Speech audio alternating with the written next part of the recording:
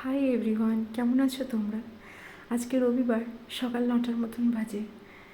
ব্লগটা রবিবারের হলেও ভিডিওটা কিন্তু ছাড়া হয়নি, কারণ আশেপাশে যা সব চলছে মনটা খুব একটা ভালো নেই।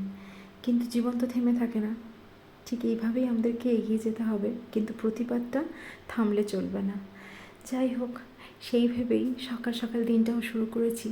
স্নান টান কমপ্লিট করে নিয়েছি, ভাবলাম যদি মনটা একটু ভালো লাগে।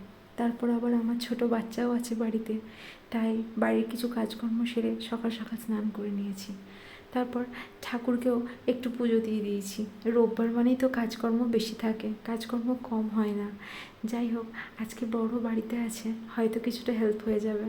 তারপর চলে এসেছি জলখাবার বানাতে। ছুটির দিন একটু ভালো খাবার বানিয়ে দেখি যদি মনটা ভালো লাগে।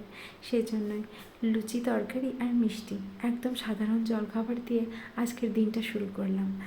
তারপর আবার মেয়ে একটু উঠে গেছিলো, তাকে আবার কিছুক্ষণ ঘুম টুম পাড়িয়ে চলে এসেছি লাঞ্চের প্রিপারেশন করতে। ওই যে বললাম, জীবন থেমে থাকে না, যাই হয়ে যাক আমাদের চারপাশে সব কিছুই আমাদেরকে করে যেতে হবে। রান্নাবান্না কমপ্লিট করে দেখি আমার মেয়েও আবার উঠে পড়েছে, তাই তাড়াতাড়ি তাকেও আবার স্নানের দিকে নিয়ে গেলাম। তাকে স্নান টান করিয়ে একটুক্ষণ তাকেও বসিয়েছি, সে একটু খেলা করুক। তারপরে সে টায়ার্ড হয়ে গেলে নিজেই ঘুমিয়ে পড়বে।